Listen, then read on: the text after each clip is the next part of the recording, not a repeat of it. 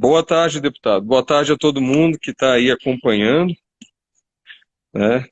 E estamos aí, né, acompanhando essa situação desde quando eu cheguei aqui na Esqueti, há aproximadamente 2 meses. Tem sido um desafio, antes de eu chegar mesmo, para toda a equipe. Eu encontrei uma equipe engajada para buscar essas soluções. Logo que eu cheguei, nós nos sentamos, avaliamos todo o processo, procuramos nos atualizar e buscar realmente êxito, né? Nós sabemos do sofrimento, da angústia que afeta todas essas famílias. É uma corrida contra o tempo, a gente sabe disso. Estamos também correndo aqui, tanto que algumas coisas já começaram a ter encaminhamento nesses 2 meses, até pela dedicação da equipe, né, que também se mobilizou e está procurando fazer o máximo para achar uma forma de levar essa assistência. Eu acredito que nós poderemos ter essa oportunidade e outras também, de tirar dúvidas, de buscar respostas, enfim, e fazer o nosso papel, que é dar informação ao público. Nós somos servidores públicos, é nossa obrigação falar, é nossa obrigação buscar essas soluções. Com certeza, doutor. Eu quero agradecê-lo, né, mais uma vez por ter aceito esse convite. Na verdade, não foi nenhum convite, né? Foi o senhor mesmo que sugeriu a realização dessa live.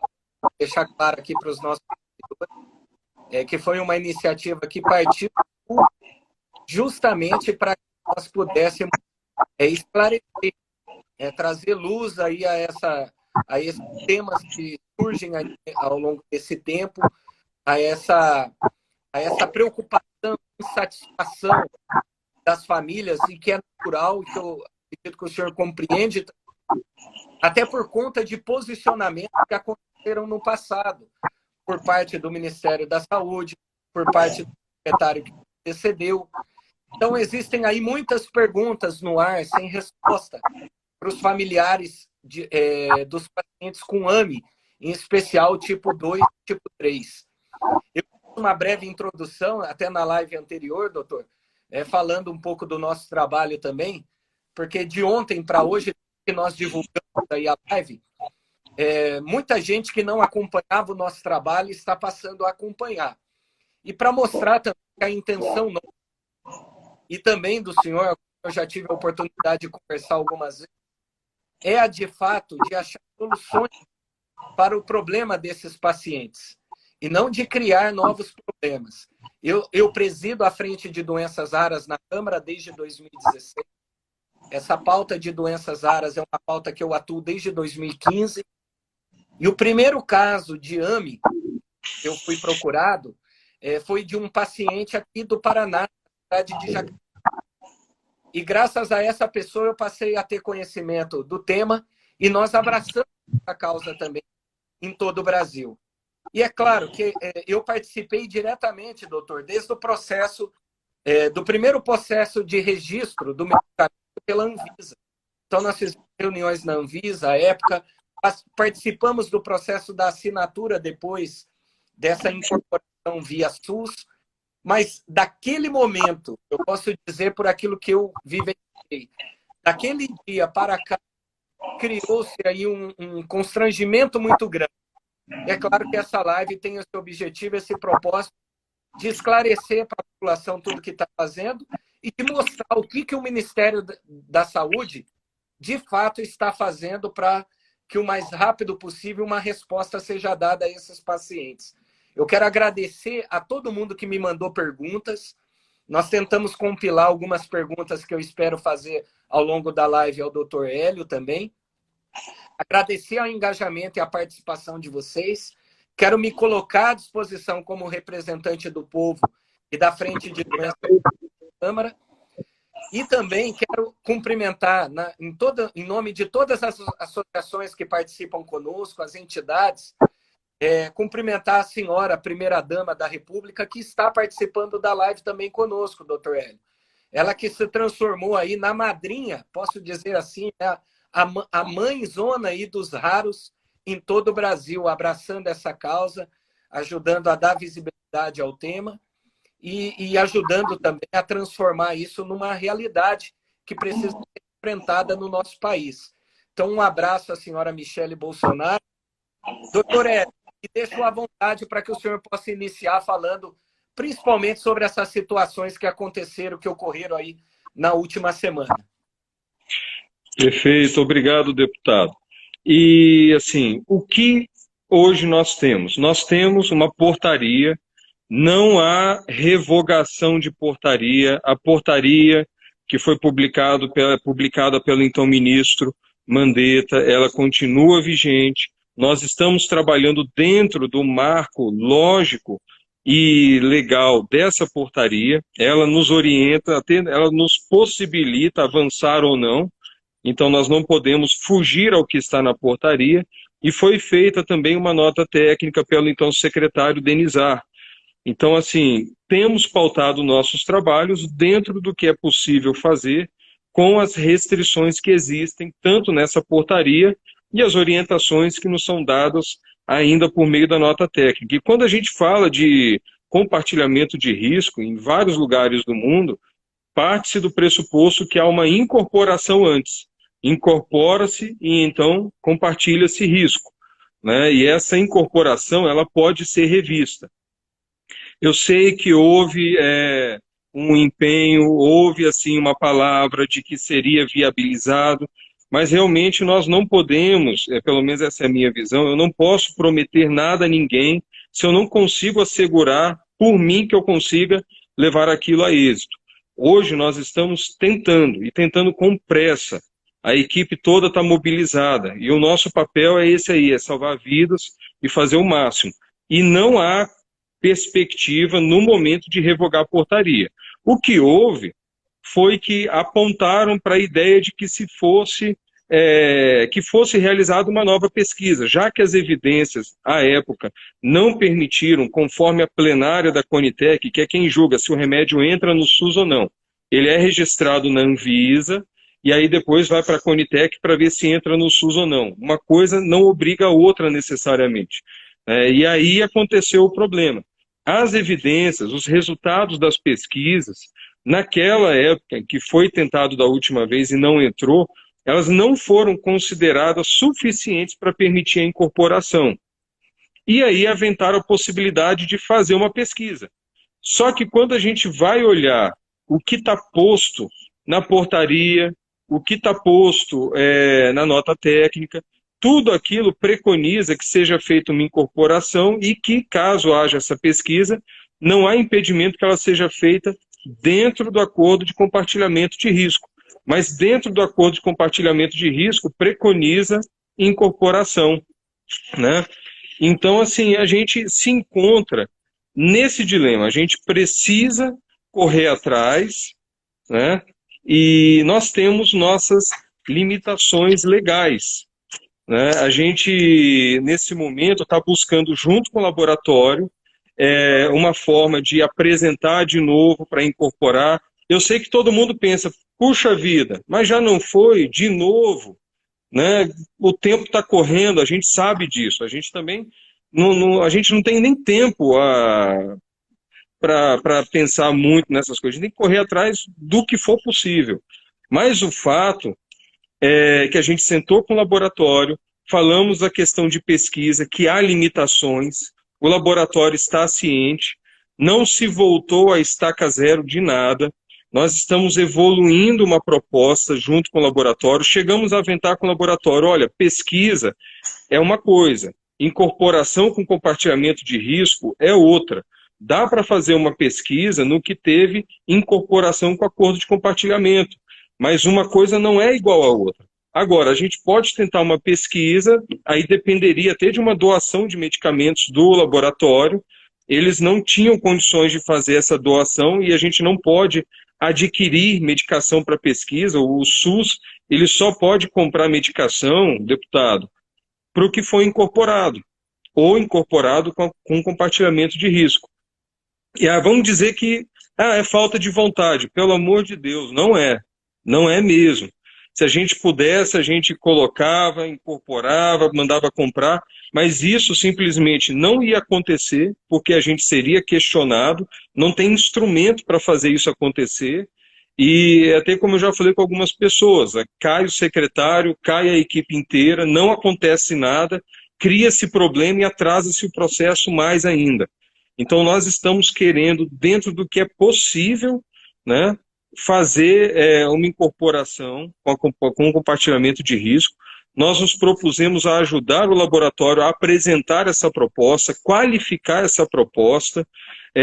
Nós colocamos toda a nossa equipe para ter reunião diária a partir do momento, eu acho que está até a diretora aqui comigo, sexta-feira em diante, a gente vai estar com reunião diária com o laboratório, né, mas agora simplesmente jogar e falar, voltou a estaca zero. Não, não voltou a estaca zero. Nós identificamos o problema, não fui eu que identifiquei, né? Eu cheguei aqui há 2 meses, a equipe já tinha identificado e estava trabalhando opções para tentar contornar o problema, tentar achar uma via para resolver isso. E o fato é que a única via que nós encontramos possível era tentar qualificar essa proposta de incorporação, embutir nela o compartilhamento de risco, certo? E talvez tentar uma incorporação em 2 vias, uma para tipo 2, tipo 3. Isso a gente está discutindo com o laboratório, essas possibilidades. Eu sei que é frustrante, eu sei que, como o pessoal está comentando aí, tem que sair do papel, tem criança com tempo correndo, não tem tempo para gastar, mas nós temos meios de ação. E esse meio de ação hoje nós estamos buscando com o apoio do laboratório. Não é só o laboratório que vai resolver e não é só a gente. A gente gostaria de ter alguma coisa para chegar e falar, está resolvido. Mas, infelizmente, eu sei que isso é muito frustrante, as pessoas não têm tempo para ficar esperando muito. A gente não tem assim como agir além das nossas capacidades. Então, não depende só do Ministério, depende do laboratório também, vir conversar, mandar as documentações. Eles mandaram já uma proposta prévia, né, um novo dossiê para que pudesse ser trabalhado pela nossa equipe, e a nossa equipe já está marcando sexta-feira agora para começar essas reuniões. A ideia é que em uma semana a gente consiga trabalhar uma proposta final. Novamente, como eu disse, depende do laboratório também, não depende só da gente, e que essa proposta possa ser remetida à Conitec. Indo para a Conitec, como secretário, o que eu posso fazer? Eu posso pedir máxima celeridade. Eles têm um prazo, mas eu posso pedir para que o ritual corra rápido, e a equipe está toda engajada, está todo mundo muito frustrado com essa demora. É claro que de jeito nenhum a gente vai compreender na totalidade o sofrimento das famílias que vivem isso no dia a dia, não é querer de forma nenhuma relativizar isso, mas a equipe está sensibilizada. Quando eu cheguei aqui, uma das primeiras pautas que me foram apresentadas e foram passadas para mim foram assim, Hélio, esse aqui é um problema que a gente precisa resolver. Como dar essa esperança para as pessoas? Então, isso realmente não saiu em nenhum momento do nosso pensamento. Então, essa é a situação atual, né, que nós nos encontramos. E há, sim, a pressão das famílias, a pressão dos parlamentares, nós estamos sendo questionados e nós devemos respostas, com certeza. A gente está querendo trabalhar com transparência, né, e estamos fazendo o máximo. E sim, nós vamos... A ideia é que nós possamos ter vários contatos como esse para ajudar a levar esclarecimento. Com certeza. Secretário, é claro que o senhor deixou claro aí, né, que a gente, quando faz um pronunciamento, a gente tem que ter um cuidado muito grande de que isso, de fato, ele possa se concretizar. E essa expectativa ela foi criada, né, por pessoas que estiveram no passado dentro do Ministério da Saúde, criaram essa expectativa junto à comunidade, às famílias. São mais de um ano aí de expectativa, de espera. Então, cria, de fato, esse mal-estar, né? Cria essa sensação, como que vocês estão mudando toda hora, né? Aquele sentimento de que estão sendo enganados, de que estão sendo enrolados e de que não há a vontade do outro lado em, de fato, resolver e solucionar esse problema. Mas não é bem assim, como o senhor deixou claro, né, na explicação, mostrando o que aconteceu no meio do caminho, o porquê que não houve até agora esse retorno aos pacientes com AME tipo 2 e tipo 3. E assim, para quem está entrando agora na live também, doutor, assim, resumidamente, se o senhor puder falar como que está a situação da incorporação e o compartilhamento de risco por espinhaza tipo 2 e tipo 3. Porque como que está isso, como que vai ser o tratamento e o que a comunidade que nos assiste agora pode esperar por parte do Ministério. Perfeito. Sim, foi criada uma expectativa, sim, todos nós estamos mobilizados. O que nós hoje temos é que há uma necessidade, pela própria portaria que foi publicada, como eu já disse, nós não há previsão de revogar portaria nenhuma, nós estamos trabalhando dentro do que aquela portaria impõe a gente. Se a gente perceber em algum momento que, olha, o melhor modelo não é esse da portaria, é outro, a gente vai buscar revogar e botar uma outra portaria que atenda, e isso tudo são possibilidades que a equipe, em paralelo, continua avaliando, isso é um fato, né? E hoje nós estamos em negociação com o laboratório, ajudando o laboratório para buscar uma forma mais viável de incorporar com compartilhamento de risco. Nós não podemos comprar medicação sem incorporação. Para você compartilhar risco, você parte da ideia de que foi incorporado. E foi incorporado com compartilhamento de risco. Então, é isso que a gente precisa fazer. Nós, como eu já disse, a gente tem agora uma reunião sexta-feira com o laboratório. Nós colocamos uma equipe à disposição para ficar diariamente com o laboratório trabalhando uma proposta que possa ser remetida à Conitec, já com compartilhamento de risco, com o acúmulo de evidências novas que surgiram, trabalhos novos que foram publicados. Eles disseram que estão preparados, na verdade, já prepararam, inclusive, esse dossiê de evidências, já foi mandado para a nossa equipe já avaliou, e agora é o momento de trabalhar o dossiê, que é mandado à Conitec, e no momento que eles mandam para a Conitec, a gente se afasta para não ter conflito de interesse, e aí o que a gente pode buscar é justamente essa celeridade. Eu sei que foi criada uma expectativa, que algumas pessoas disseram, e eu não vou julgar ninguém, eu acredito que foi com boa intenção de querer resolver a coisa, sabe? Eu acho que é muito fácil a gente tacar pedra nos outros, mas não foi, eu não posso de jeito nenhum de dizer que houve alguma má intenção, pelo contrário, mas assim, eu posso prometer que vai ser incorporado, né? Não posso. Eu não posso prometer aquilo que não está no meu poder, né? Não está sob o meu total controle. O que eu posso prometer para as pessoas, para as famílias, e até para as contas que eu tenho que prestar para o meu ministro e para o meu presidente. Eu posso prometer que nossa equipe está trabalhando todo dia sem parar nisso. Eu posso prometer que a gente está fazendo o máximo para essas famílias. Eu tenho filho, eu olho para um filho pequeno, de 1 ano e meio que eu tenho. Gente, como é que você não imagina? Você vê os vídeos, né, do sofrimento, você conhece alguns casos dessas famílias, a situação que essas crianças se encontram, não dá nem para explicar, é dramático, é um sofrimento além da conta, certo? E é isso, não há tempo, o tempo está correndo. E a gente se sensibiliza, não tem como não se sensibilizar.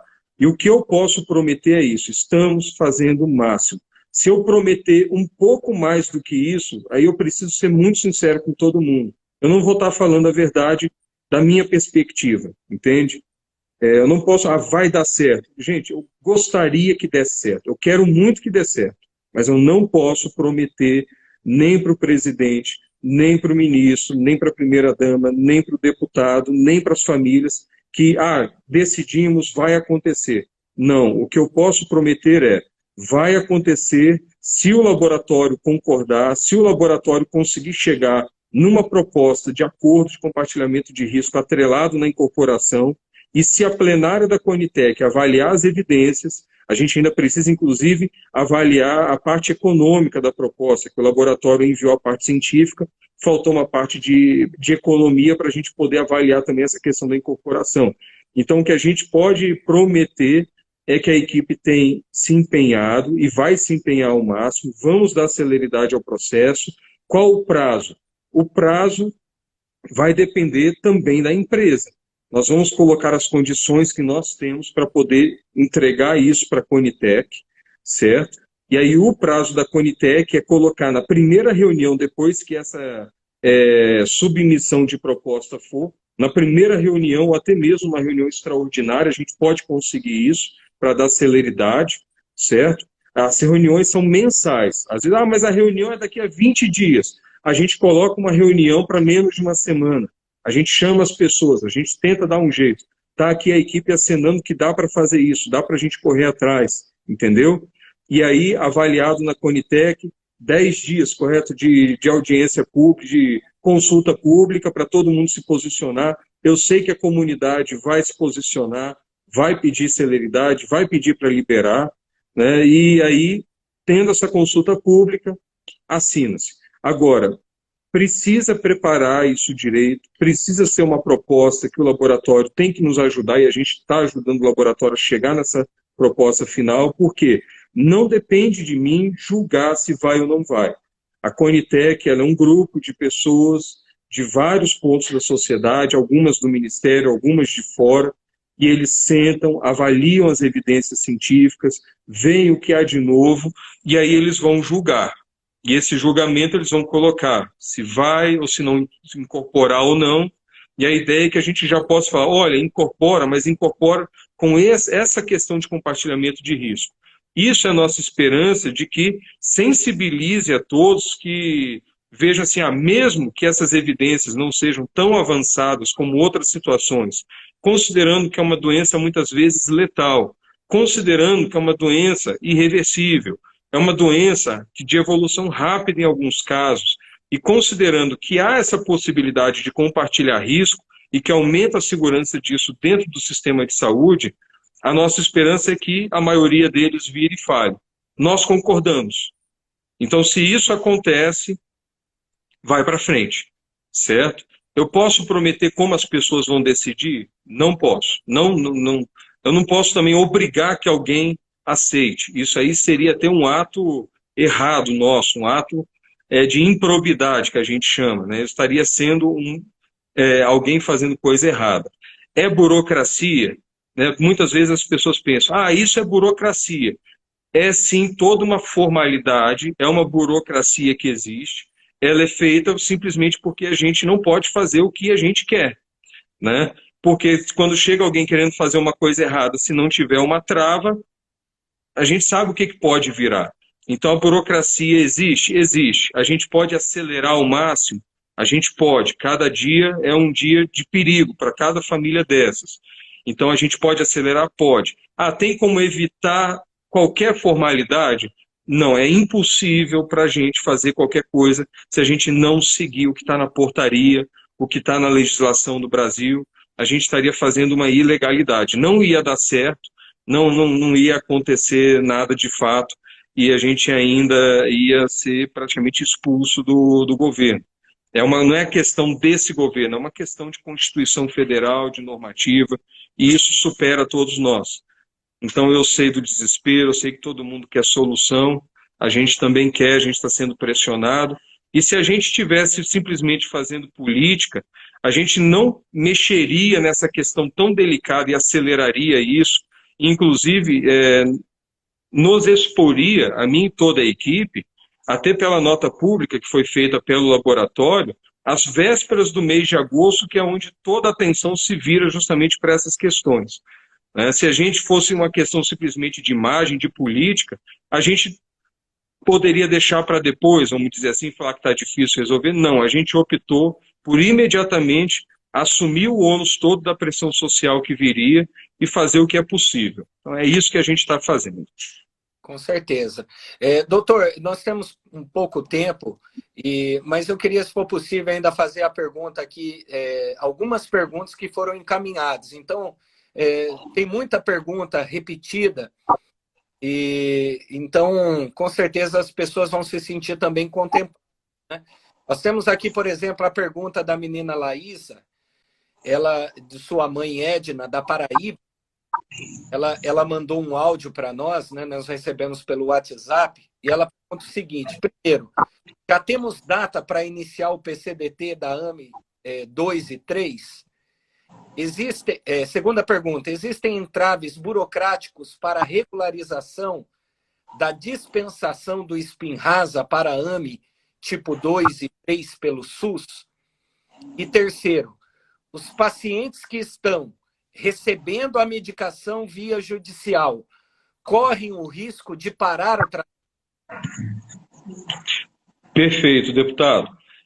Temos data para iniciar o PCDT. O PCDT é o protocolo. O protocolo, ele é assinado, ele é publicado e ele é lançado logo após a incorporação pela Conitec. Então, mandando a proposta, incorporando, publica-se o PCDT e aí a gente começa a distribuir a medicação, né, depois dessa incorporação com compartilhamento de risco. Tem entrave burocrático? Tem entrave legal. O entrave é a portaria publicada sobre acordo de compartilhamento de risco. Lembrando, gente, é um projeto piloto. É a primeira vez que a gente tenta isso no Brasil. Nunca foi tentado no Brasil dessa forma, né? E assim, o projeto piloto, é duro pegar uma situação que já vem antes mesmo até da gente chegar, mas isso não é desculpa, a gente sabe disso e não queremos nos desculpar de forma alguma dessa forma. Mas o projeto piloto, ele pode dar errado, seja na nossa mão, seja na mão de qualquer pessoa. Então, nós temos esses entraves, ou essas limitações, ou esses direcionamentos, cada um também pode chamar isso de alguma forma, mas o fato é que a gente tem que seguir a norma da Conitec, tem que seguir a Constituição, a norma do SUS e a portaria do compartilhamento de risco. E quem está recebendo medicação via judicial, corre o risco de parar o tratamento? Pelo Ministério, não. O Ministério é obrigado a dar a medicação e a gente tem dispensado, vem a ordem judicial, cumpra-se, não tem o que discutir. Então, o nosso papel é cumprir ordem judicial, e isso está sendo feito pela equipe técnica e com celeridade. Tem algum prazo para iniciar o PCDT, doutor? O prazo, ele tem um prazo máximo. Na verdade tem um prazo máximo, acho que é 180 dias. Mas isso é um prazo máximo, não quer dizer que vai durar isso. O que a gente está se comprometendo é buscar fazer o mais rápido possível, né? Então, a partir do momento que se incorporou, toda a equipe já está engajada em paralelo, avaliando como esse PCDT já pode ser publicado rápido, em doutor, dias. Nós temos mais uma pergunta aqui, do Viva Iris, que nos mandou, fala assim: se o Ministério da Saúde acredita ser necessária uma nova submissão, como novo dossiê, não deveria ter solicitado no início do processo, visto que se considerarmos todos os prazos, teremos pelo menos mais 1 ano de espera, e seria no final do processo 2 anos de espera para pacientes com uma doença gravíssima, e cada minuto conta muito. Aline Juliane da Iris, AME tipo 2, de Uberlândia, Minas Gerais. Ela é presidente do Instituto Viva. Perfeito. Aline, realmente dá essa angústia, mas o que aconteceu é que, na época em que aquela submissão não deu certo, a equipe buscou outras soluções. Como eu disse, é um projeto piloto, a gente está navegando num território que não está explorado e a gente está buscando essa solução. E nessa solução, o que a gente faz? A gente junta a equipe lança uma ideia, vamos fazer uma pesquisa, vamos tentar dessa forma, vamos tentar daquela outra. Isso passa por uma consultoria jurídica, fazemos as reuniões rapidamente no Ministério da Saúde, são questionados os órgãos de controle. Por quê? A gente veio com uma solução que a gente acha que é boa. Nada impede de um órgão de controle chegar, barrar o processo inteiro e falar: não, isso aqui não vai para frente, não vai acontecer. Então, para a gente fazer isso, e se a gente não consulta um órgão de controle para falar se isso é possível, se não é, a gente corre o risco de demorar mais ainda. Então, houve todo um trabalho, a equipe não parou, né, um trabalho de qualificar a proposta, e nós tentamos de todos os jeitos possíveis. Antes de eu chegar, já se tentava isso. Então, depois de todas essas tentativas de achar, com a proposta de acordo que o laboratório mandou, achar uma forma de concretizar aquilo, consultando os órgãos de controle, nós não conseguimos achar essa saída, aquele acordo não era viável, infelizmente. Infelizmente, o acordo não era viável, então nós tivemos que retroceder nesse ponto e optamos pela única solução que pareceu possível. Essa solução não saiu simplesmente porque a gente mandou que fosse assim, é uma limitação que a gente tem, a gente conversou isso com o laboratório, eles entenderam também junto conosco que essa era a opção que tínhamos no momento com essa portaria publicada, a solução de tentar remeter esse processo, mas qualificado já com uma proposta de compartilhamento de risco, qualificado com as evidências novas que surgiram e pensando na estratégia se manda 2 e 3 junto, ou se um do tipo 2 e uma outra tentativa do tipo 3 em paralelo ao mesmo tempo, né?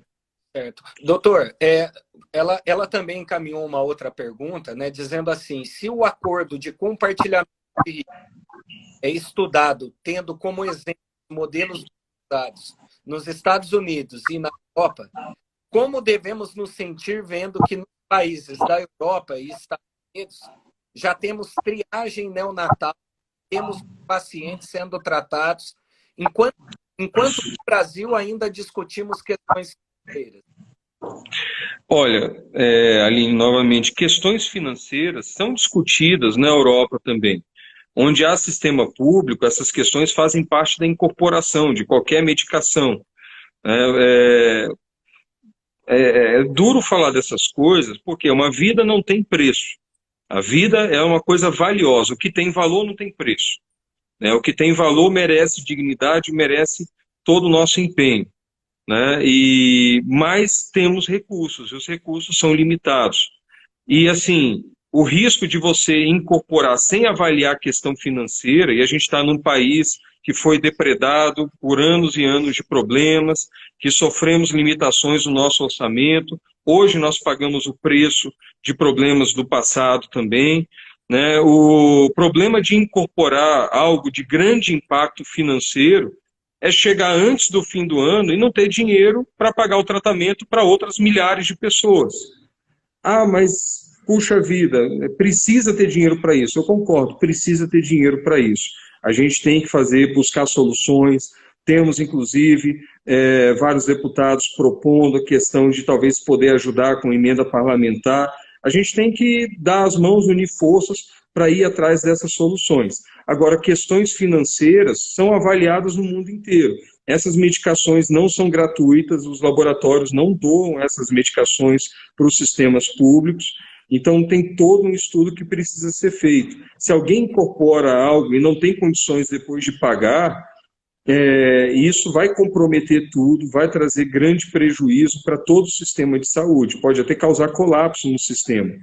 Então, assim, tem os modelos de compartilhamento lá, tem. Nós estamos seguindo esses exemplos. A portaria publicada segue esses princípios de vários países, teve todo um estudo, né? Então, como eu falei, ninguém está aqui para falar mal do instrumento que foi feito um trabalho sério, foi feito o melhor que eles entenderam que dava para fazer, e a gente está trabalhando nesses princípios, certo?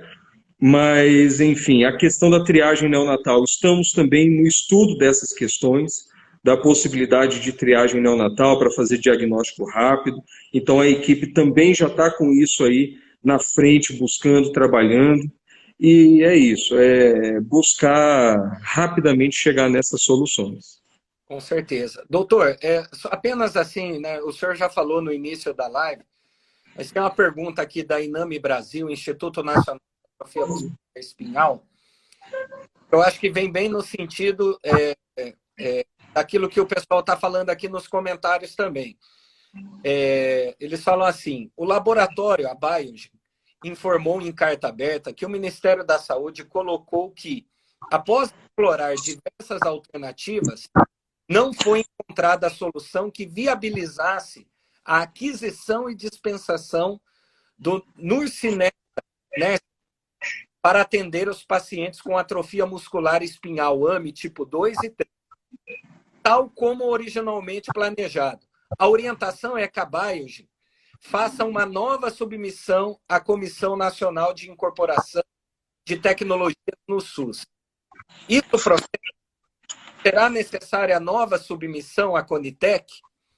E eles falam, por favor, pedimos que a Secretaria de Ciência e Tecnologia esclareça em detalhes para a comunidade todas as dificuldades que diz estar encontrando no processo. Perfeito.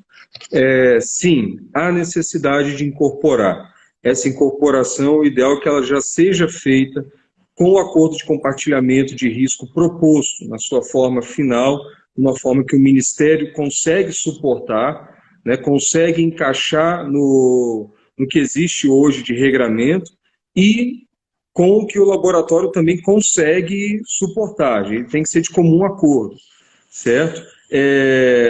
O que exatamente a gente não pode fazer? A gente não pode comprar algo que não está incorporado, certo? Nós não podemos também hoje, com as restrições legais que temos, pagar um tratamento além de um ano. Nossa programação é anual. Então, o acordo, por exemplo, ele previa 2 anos para começar a avaliar o desfecho e depois tentar incorporar.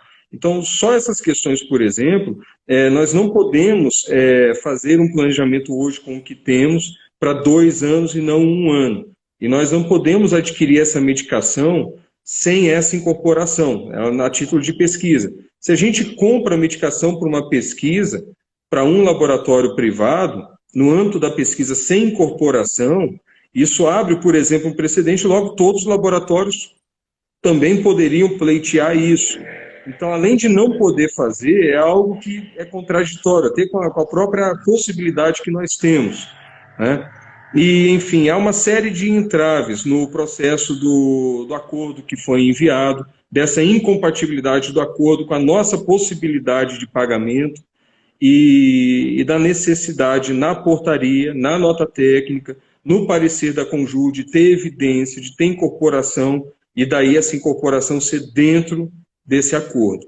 Então, realmente, nós tivemos essa necessidade de redesenhar, né, o processo. Então, não é simplesmente, submete-se de novo para a Conitec, ponto. Não, não é isso que está acontecendo.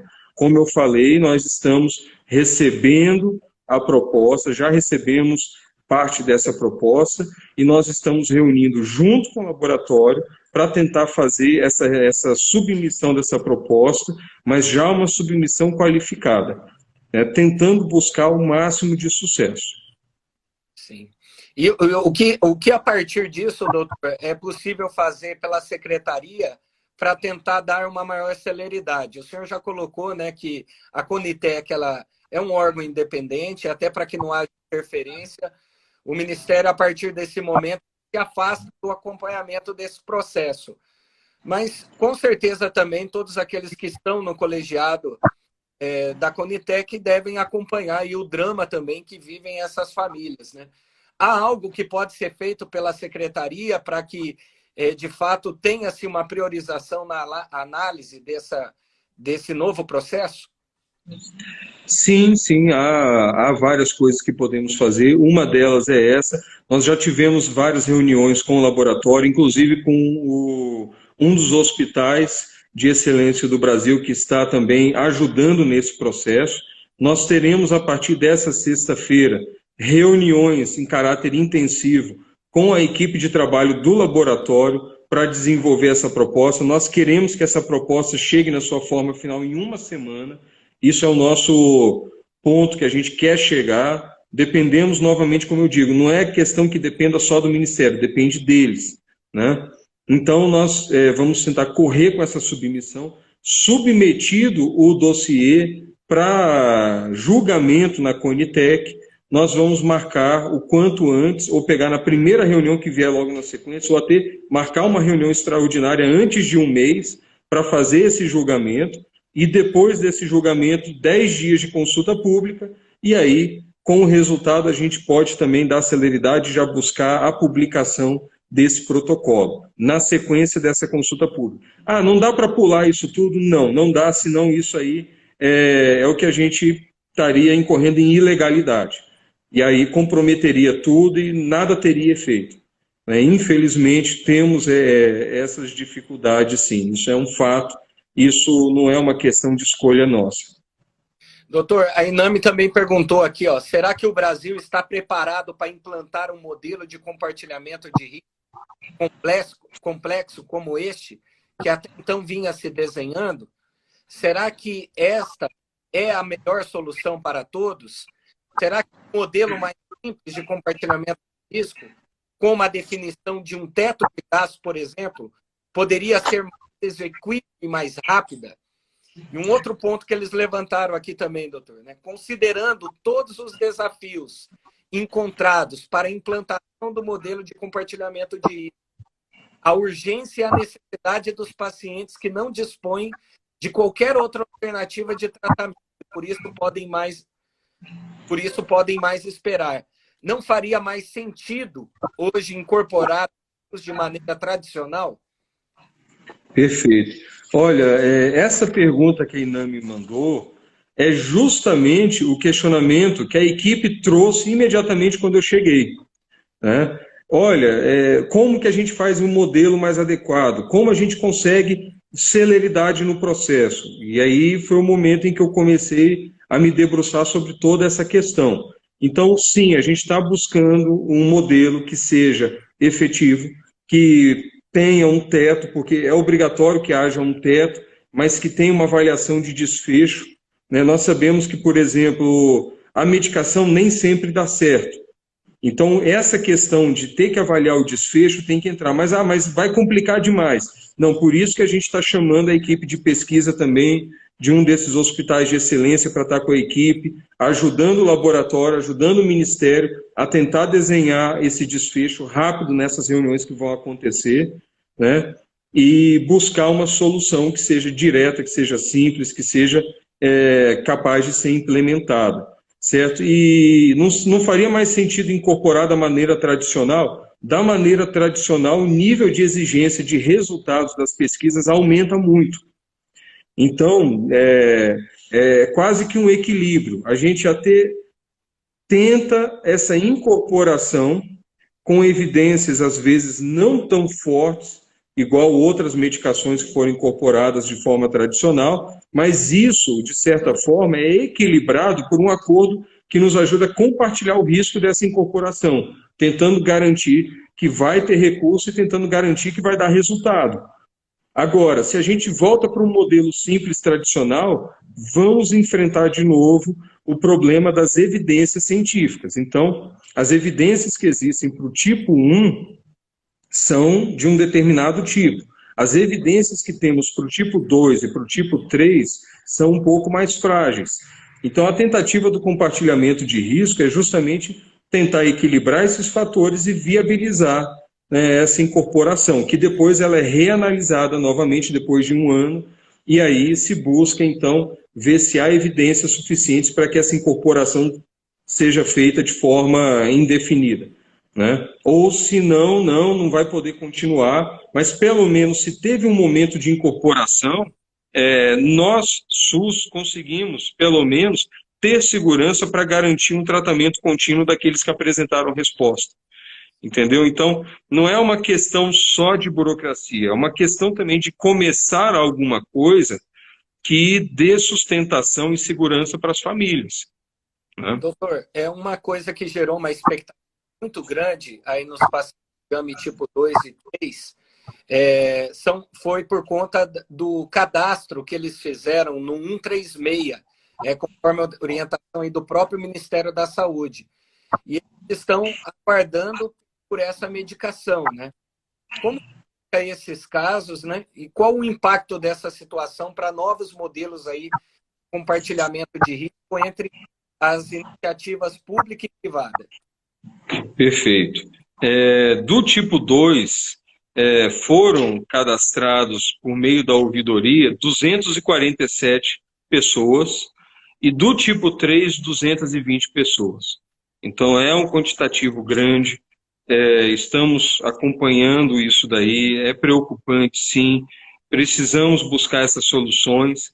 E qual o impacto disso tanto no ambiente público quanto privado. Vai depender muito de como se desenha esse acordo, né? O impacto que a gente espera que exista é justamente esse, de garantir viabilidade dessa terapia.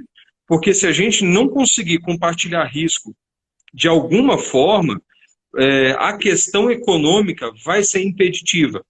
A gente vai bater lá, não vai conseguir incorporar. Então, a gente precisa do compartilhamento de risco para tentar dar solução para as pessoas.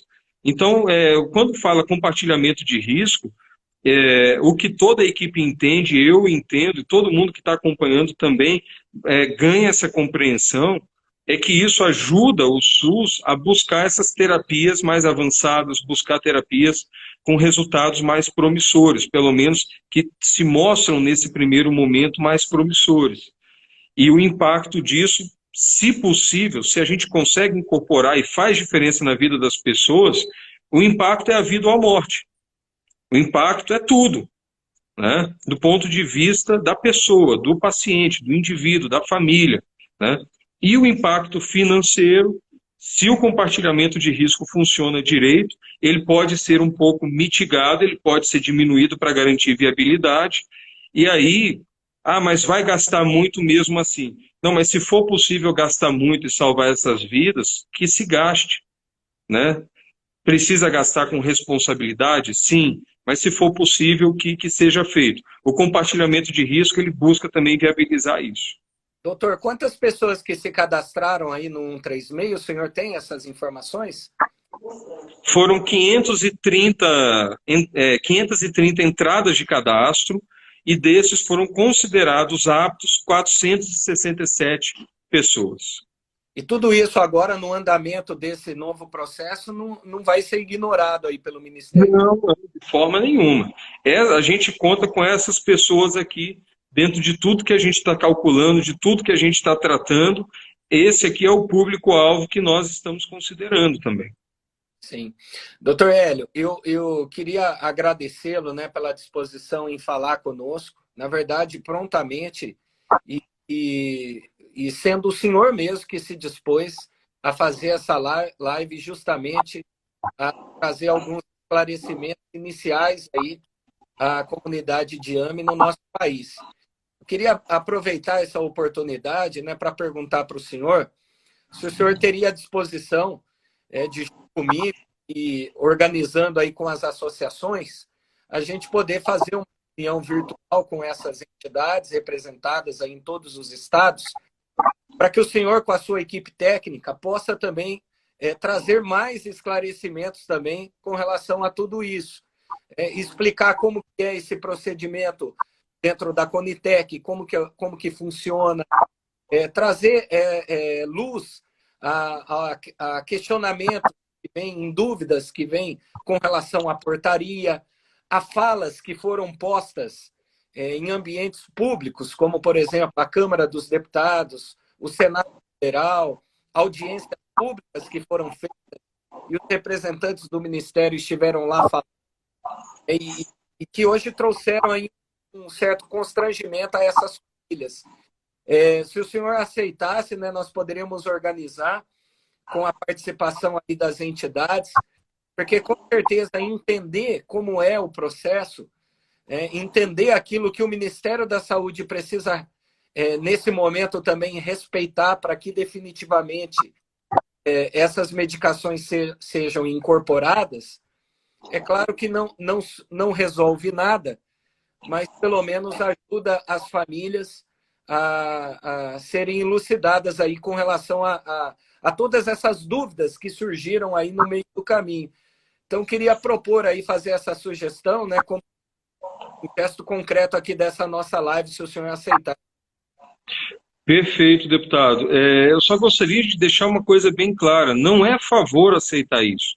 Eu estou, no momento, num cargo público, eu sou um servidor público, isso é minha obrigação. O governo tem obrigação de explicar o que está acontecendo e responder à sociedade. Então, pelo amor de Deus, de forma nenhuma isso é favor para ninguém, é uma obrigação nossa, estou à disposição, eu não poderia deixar de estar à disposição das famílias, dos deputados, senadores, do próprio presidente, da primeira-dama, de todo mundo que tem nos questionado. Então, novamente dizendo, não é a favor da satisfação para ninguém, é nossa obrigação. Então, a gente faz isso sabendo da nossa missão, sabendo que a gente chegou, né, não é para ficar dando desculpa de nada, é para tentar resolver o que está posto, né, e também não é para ficar catando defeito lá atrás e botando dificuldade, não é para isso. Então é nossa obrigação dar satisfação, é nossa obrigação fazer a coisa correr o mais rápido possível. Então é claro que aceito, não poderia não aceitar. Tá bom, muito obrigado, doutor Hélio. Eu que agradeço a oportunidade, viu, deputado?